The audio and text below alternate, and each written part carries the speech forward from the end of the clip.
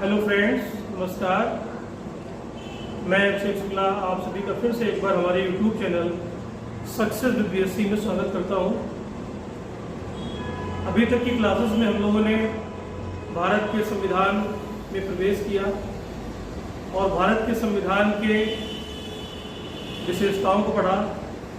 पिछली क्लास में भारतीय संविधान सभा पर थोड़ा सा दर्शन दिया। आज की क्लास में संविधान के निर्माण में जो भूमिका रही है, जैसा हमने शुरुआत क्लास में पढ़ा था कि संविधान के निर्माण में हमारे ब्रिटिश शासन की बहुत भूमिका रही है। यह इसे कहते हैं संविधान का ऐतिहासिक विकास। तो जो कुछ भी भूमिका रही है उसको आज हम टॉपिक बना करके पढ़ते हैं। आज का जो हम लोगों का टॉपिक रहेगा वो है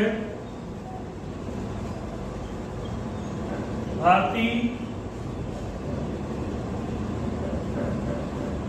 संविधान का ऐतिहासिक विकास।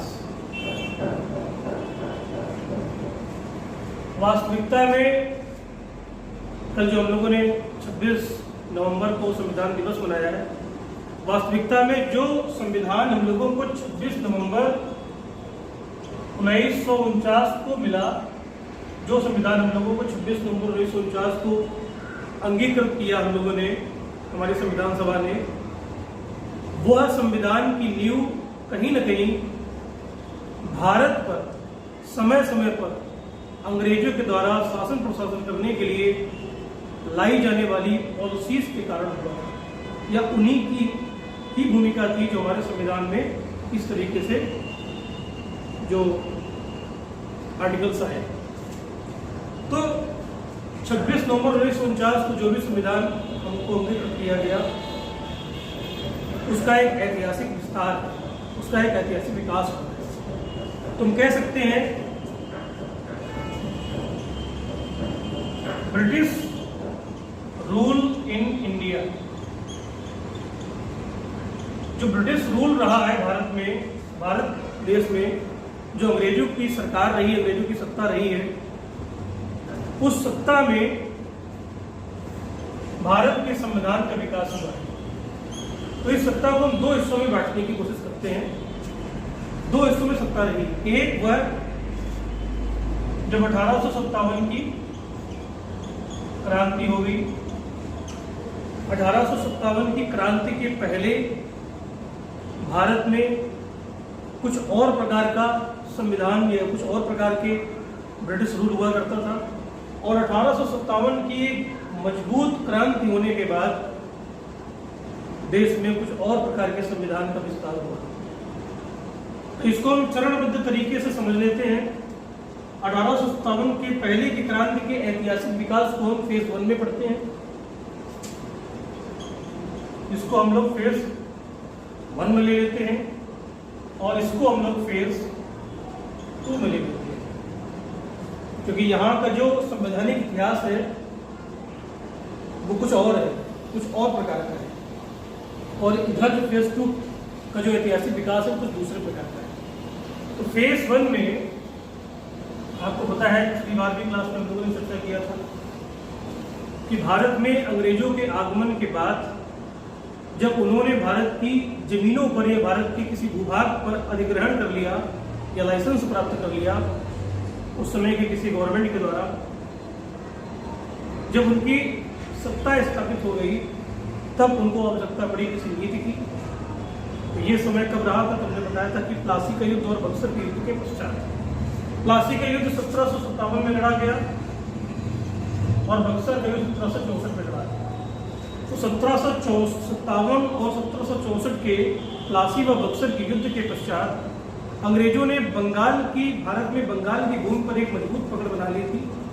उस मजबूत पकड़ को और अधिक शक्तिशाली और प्रभावी बनाए रखने के लिए अंग्रेजों ने जो समय समय पर कानूनों का इस्तेमाल किया है, वही कानून हमारे संविधान के विकास में रखते हैं। तो 1757 से और 64 के बाद जो सबसे पहला कानून आया है फेज 1 में वो है रेगुलेटिंग एक्ट, रेगुलेटिंग एक्ट 1773। तो पहला हम लोग फेज 1 में ये पढ़ेंगे 1773 का रेगुलेटिंग एक्ट। दूसरा फेज 2 में पढ़ेंगे हम लोग, फेज 1 में ही दूसरा पढ़ेंगे। पहले हम आपको सीधे वर्ष बता देते हैं, ठीक है ना। तो सीधे सीधे वर्ष लिखते हैं पहले 1773, 1784, 1793, 1813 और 1833। तो 1793 में जो एक्ट आया वो था रेगुलेटिंग एक्ट, भी में पढ़ा रेगुलेटिंग एक्ट। 1784 में जो कानून आया उसका नाम था पिट्स इंडिया एक्ट। 1793 में जो कानून आया उसका नाम था, जो कि मात्र रेगुलेटिंग एक्ट में संशोधन के ही रूप में जाना जाता है, तो इसको कोई विस्तृत नाम नहीं है। 1813 में जो कानून आया है ये इंपॉर्टेंट है, यहाँ पर ये इंपॉर्टेंट है, ये इंपॉर्टेंट है, ये इंपॉर्टेंट है, ये इंपॉर्टेंट है। 1813 में और 33 में जो कानून आया उसका नाम है चार्टर एक्ट, और ये भी चार्टर 1833। तो फेज 1 में हम लोगों को मुख्यतः ये कानून पढ़ने हैं, बीच में जो भी और भी चीजें आएगी और मैं स्पष्ट करूंगा। फेज 2 में यानी 1857 की क्रांति के बाद जो कानून आए हैं, जो फेज 2 में हम लोग पढ़ेंगे 1833 के बाद। हाँ, 1833 के बाद एक और कानून आता है 1853 का चार्टर एक्ट, ठीक है ना।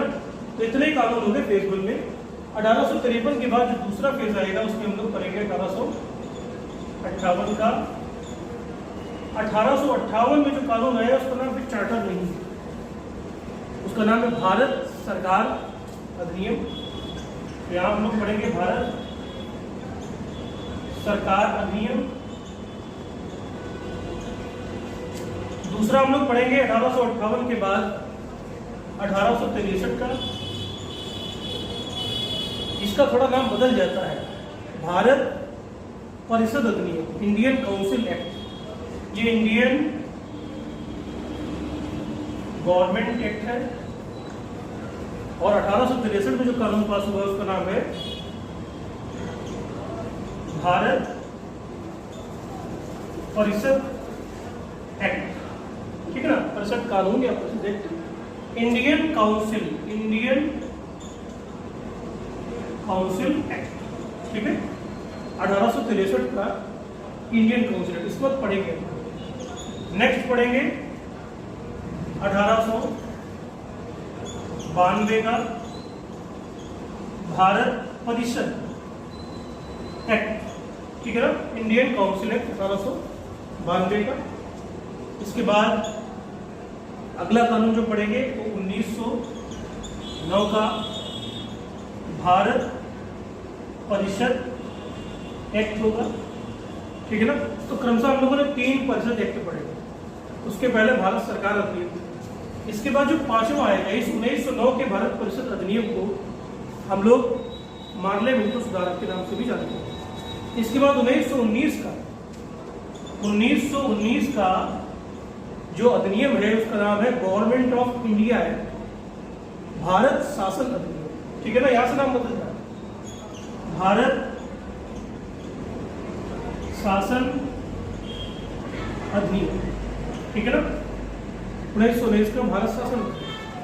इसके बाद अगला जो कानून है वो 1935 का भारत शासन अधिनियम, 1935 का भारत शासन अधिनियम।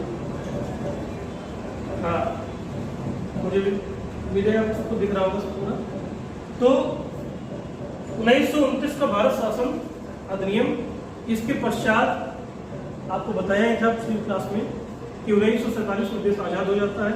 इसके ठीक पहले एक माउंटबेटन योजना आती है जिसको पिछली क्लास में संक्षिप्त रूप से हम लोगों ने पढ़ा था। तो एक माउंटबेटन प्लान आएगा और उसके बाद 1947 का भारत स्वतंत्रता अधिनियम आया। ठीक है, उसको भी थोड़ा सा हम लोग पढ़ेंगे। 1947 का भारत स्वतंत्रता अधिनियम, ठीक है ना, एक्ट। तो हम लोगों को जो हमारे देश के संविधान का ऐतिहासिक विस्तार हुआ है, उस ऐतिहासिक विस्तार में 1857 की क्रांति की मुख्य भूमिका है। 1857 की क्रांति के पहले संविधान नरम था, अंग्रेजों के द्वारा बनाया गया संविधान।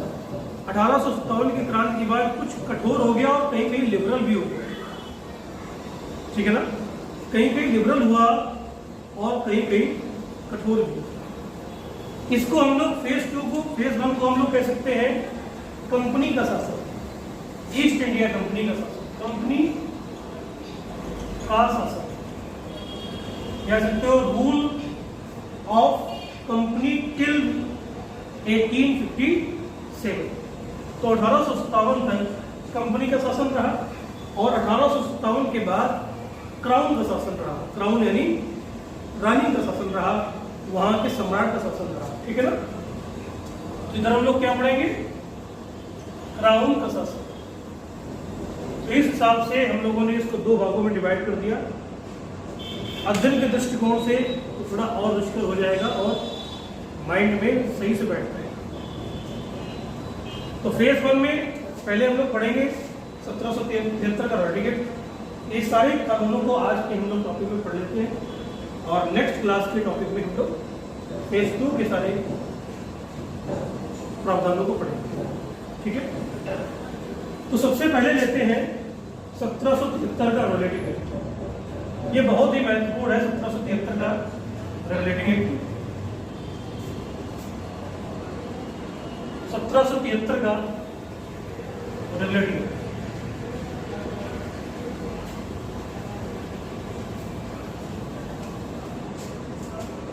1773 का रेगुलेटिंग एक्ट। इस एक्ट के अंतर्गत हुआ क्या, यहां पे बोला जा रहा सीधे सीधे रेगुलेटिंग एक्ट, यानी कुछ ना कुछ रेगुलेट किया जा रहा है, नियंत्रण में लाया जा रहा है। तो क्या नियंत्रण में लाया जा रहा है, तो उस समय हमारे देश में अंग्रेजों की 3 प्रेसिडेंसियां हुआ करती थी। एक का नाम था बंगाल, एक का नाम था मद्रास, तो एक का नाम था बॉम्बे। तो बंगाल, मद्रास और बॉम्बे ये 3 प्रेसिडेंसियां हैं। ये तीनों क्या है, प्रेसिडेंसी। तो यहां पर किया क्या गया रेगुलेटिंग एक्ट के अंतर्गत, इन तीनों प्रेसिडेंसियों में एक एक गवर्नर हुआ करता था। क्या होता था, गवर्नर।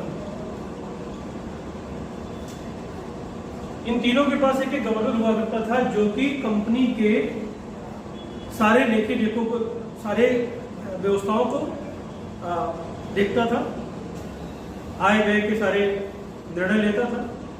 तो इन तीनों के कार्य क्षेत्र अलग अलग थे और तीनों आपस में ये तो थे कि ईस्ट इंडिया कंपनी के लेकर रेगुलेट नहीं थे एक दूसरे से। तो यहाँ पे व्यवस्था क्या की गई, जो बंगाल का गवर्नर था उसको इन दोनों के ऊपर कर दिया गया, यानी इसको बंगाल के गवर्नर को गवर्नर जनरल बना दिया गया। यानी यहां पे किया क्या गया, बंगाल के गवर्नर को गवर्नर जनरल का पद दे दिया गया। या ये कहे कि बंगाल के गवर्नर के अंदर अब मद्रास व बॉम्बे दोनों प्रेसिडेंसियां रहेंगी और ये दोनों उसके अंतर्गत काम करेंगे, ठीक है ना। दूसरी बात, जो ये ऐसा हुआ, बंगाल का जो गवर्नर जनरल जिसके अंतर्गत दोनों प्रेसिडेंसियां आ गई, ये पहला गवर्नर जनरल जो बना उसका नाम था वॉरेन हेस्टिंग। वॉरेन हेस्टिंग ऐसा पहला बंगाल का गवर्नर जनरल बना जो कि दोनों प्रेसिडेंसियों पर अपना प्रभाव रखेगा, अपना काम करेगा। ठीक है। इसके बाद जो किया गया,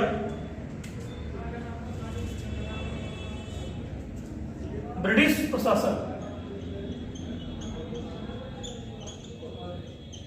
ब्रिटिश प्रशासन के लिए क्या किया गया? ब्रिटिश प्रशासन के लिए केंद्रीकरण की भूमिका अपनाई गई।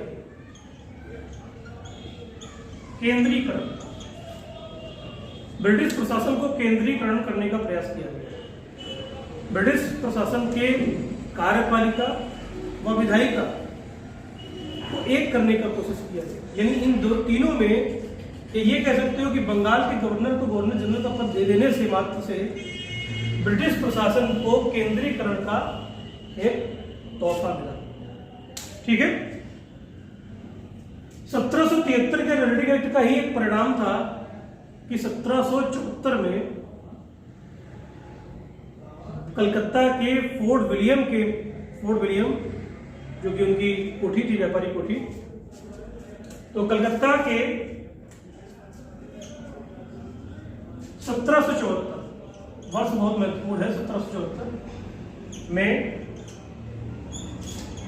कलकत्ता के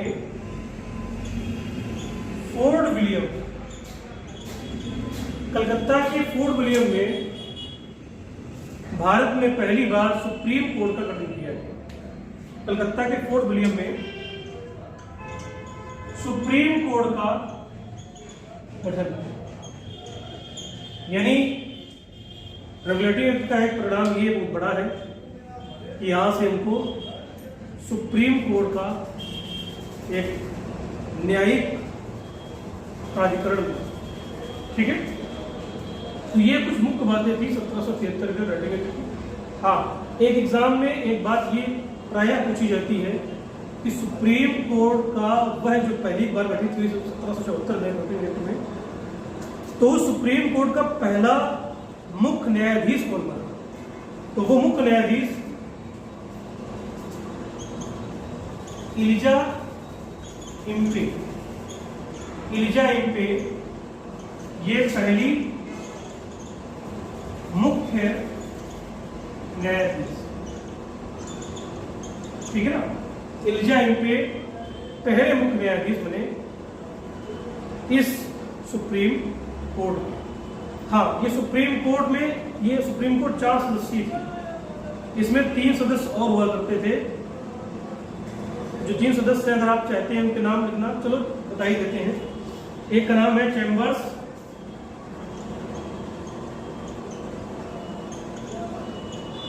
लिमिस्टर, और तीसरे थे जो, उनका नाम था हाइड।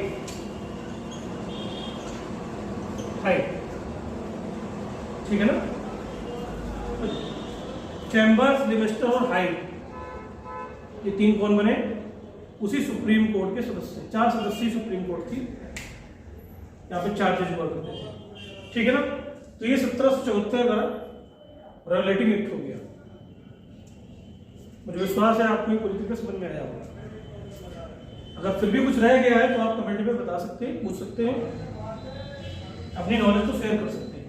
1773 का रेगुलेटिंग एक्ट। इसके बाद 1773 के रेगुलेटिंग एक्ट में कुछ कमियां जो रह गई थी, उन कमियों को दूर करने के लिए 1781 में भी एक कानून आया था।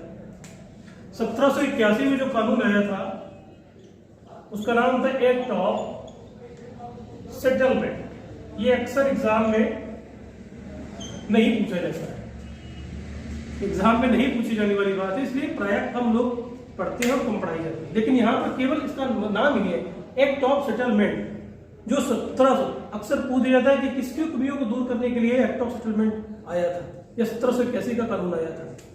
तो ये 1773 के रेगुलेटिंग एक्ट में जो भाषा में कोई समस्या रही होगी उसको दूर करने के लिए 1781 का एक्ट ऑफ सेटलमेंट आया था।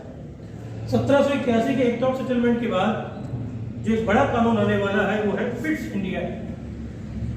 पिट्स उस समय ब्रिटेन का प्रधानमंत्री था, 1784 का पिट्स इंडिया एक्ट, 1784 का पिट्स इंडिया एक्ट, 1784 का पिट्स इंडिया एक्ट। तो मैंने क्या बताया कि पिट्स कौन था? ब्रिटेन का उस समय का प्रधानमंत्री, तत्कालीन, ठीक है ना। 1784 में पिट्स इंडिया एक्ट आया और उसमें पिट्स जो था उसके नाम से एक्ट बना, वहां का प्रधानमंत्री। इसकी मुख्य बात क्या है? हम लोग अक्सर पढ़ते हैं कि पिट्स इंडिया, ये पढ़ते हैं कि भारत में द्वैत शासन की शुरुआत कब हुई। भारत में द्वैत शासन की शुरुआत,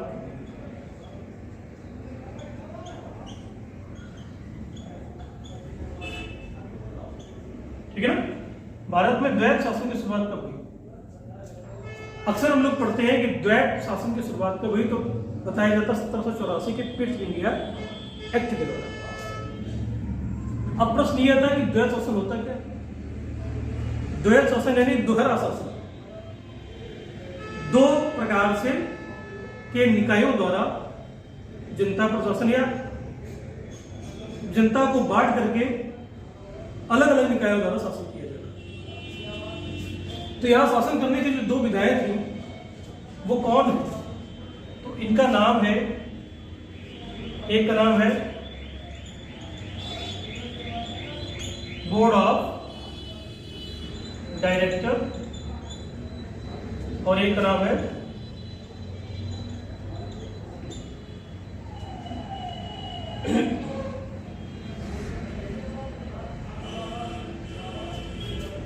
कोर्ट ऑफ डायरेक्टर्स।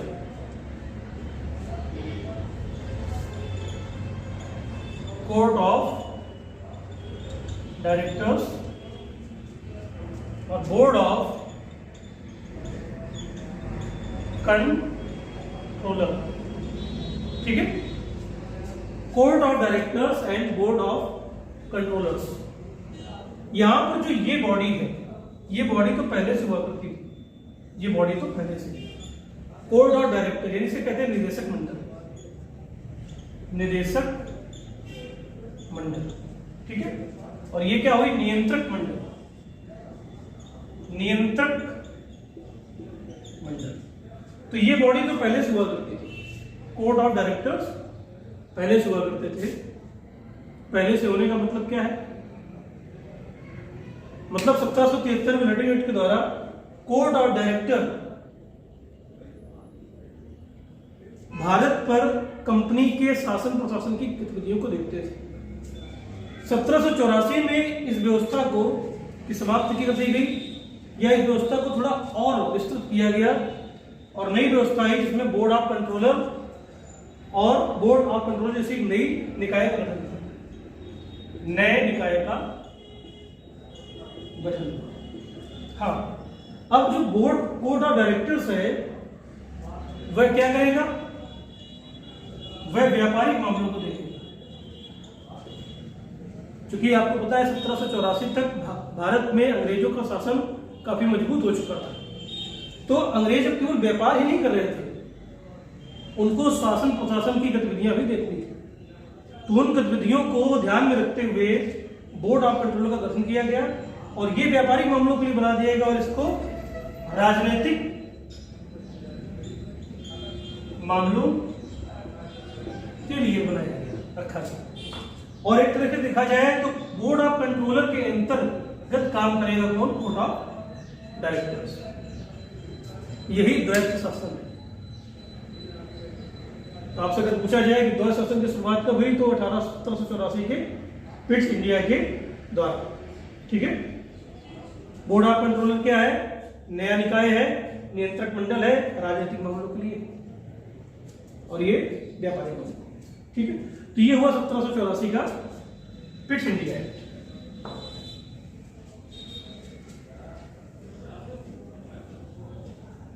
इसके बाद एक छोटा सा कानून आया था 1786 में।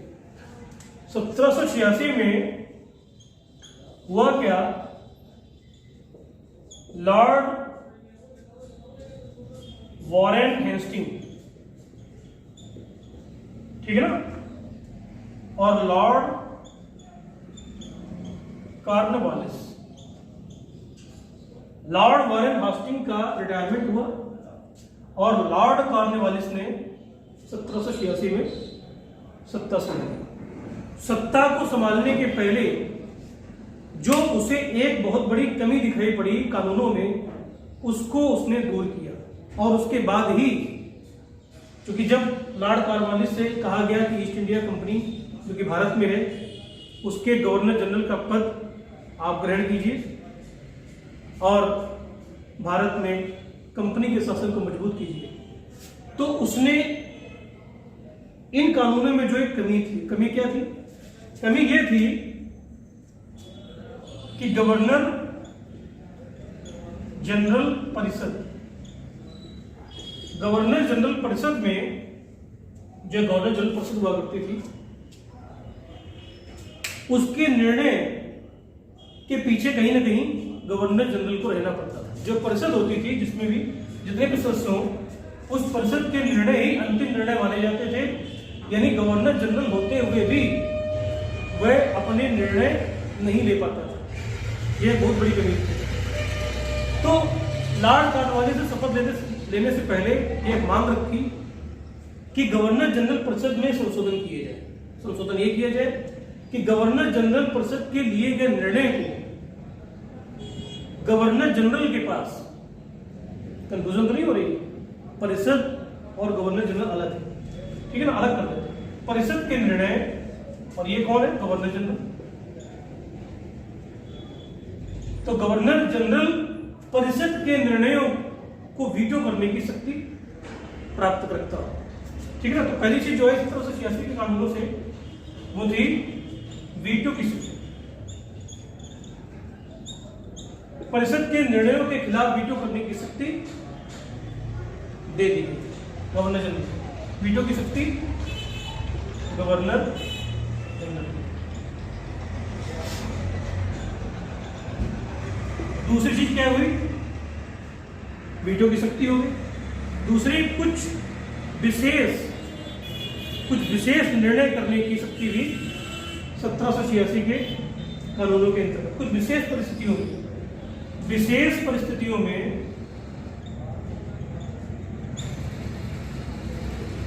निर्णय लेने की शक्ति भी 1786 के अंतर्गत गवर्नर जनरल को दे दी गई। तो इस मामले में 1786 बाकी कोई बहुत ज्यादा महत्वपूर्ण नहीं है, लेकिन ये दो चीजें हैं जो वीटो की शक्ति पूछ दिया जाता है, ये कब प्राप्त थी? 1786 के कानून के अंतर्गत। बाकी इसका कोई बहुत बड़ा यूज नहीं है 1786 के कानून में, इसलिए इसको टॉपिक में कम वरीयता दी जाती है। एक कानून 1793